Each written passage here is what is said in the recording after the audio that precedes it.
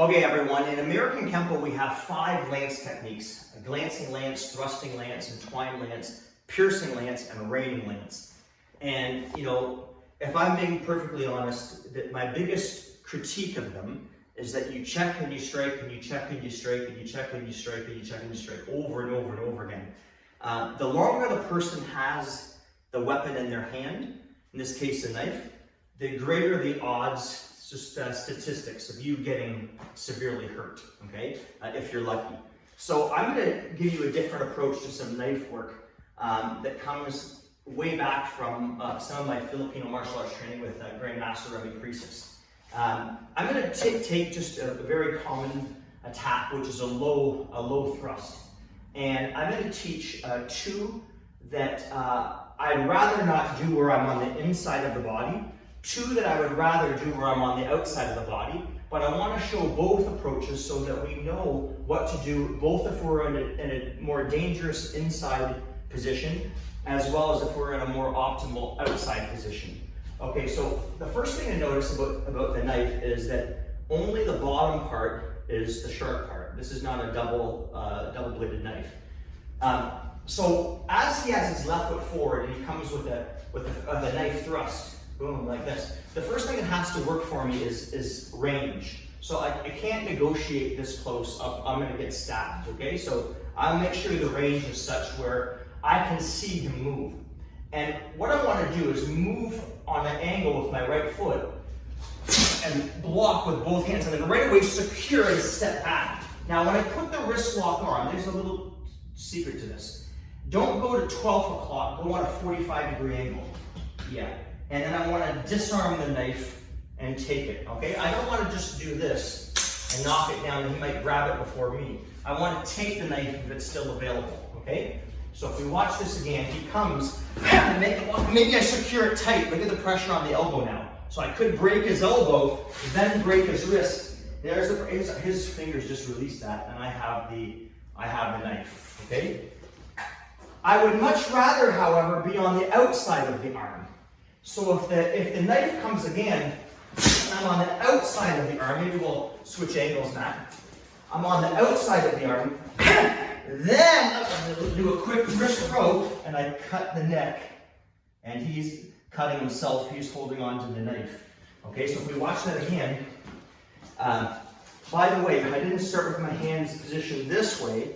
It's a great way to get my arteries cut. So I make myself closed off so we can't get these. I'm just going to go a little bit back this way, Matt. And as he comes at me, right away, boom! Small circle jiu-jitsu, right, 101, and I cut the neck. Now, we've done 2, one where I'm on the inside and one where I'm on the outside. Let's do another one from the inside. I'm trying to get the best camera view. My hands flow right from point of origin. So if my hands are not like this and they're down, they naturally just want to grip the wrist, okay? So if he comes at me, again, I'm on the inside, I step, look at this. What do we got here? He cuts himself. So all I did is I grabbed his wrist and continued to spin and drove that knife right through him. Let me get another good angle. So he comes at me, there it is. Look at this. Pow. But I'd rather be on the outside. Because if I'm on the outside, then look at the wrist throw. And I cut him with his own knife. I'd rather do the wrist throw. So what I did is, I stepped with my left foot, I got him. I could sweep his leg too on weight, but watch the transfer of the wrist. And I try to be gentle. And I cut. I did really slow motion on this. If I want to make it more dangerous, secure this. Look at this. So I have him in a chicken wing. That'll bust his arm.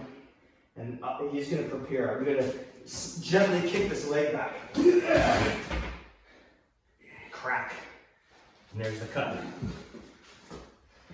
And then, if he comes at me with a Michael Myers, Jason, knife attack, I secure, look at this. Look at the chicken wing. So what I did is, I had a firm grip, but I got myself in base. So he comes like an uppercut, got him. And now I can't just stay here. I could, but I want to use my legs. So I step and drop the knee. If I want to be nasty, I need the back of his tricep to break his wrist as well. So I'll do all 5. Okay, so the first one, he did a low knife. I secured that, broke his wrist. I disarmed the knife. If I'm on the outside, my wrist broke, cut his neck. If I'm on the inside, use that, and I drive the knife through him. If I'm on the outside, I step, that's a throw, and that's a cut. Matt's just going with it. And if he does the high knife, gee, pop, oh, that's bad. Gee! And that is all different approaches for a low knife where I'm not checking, striking, checking, striking, checking, striking. Finish the fight quick if you can.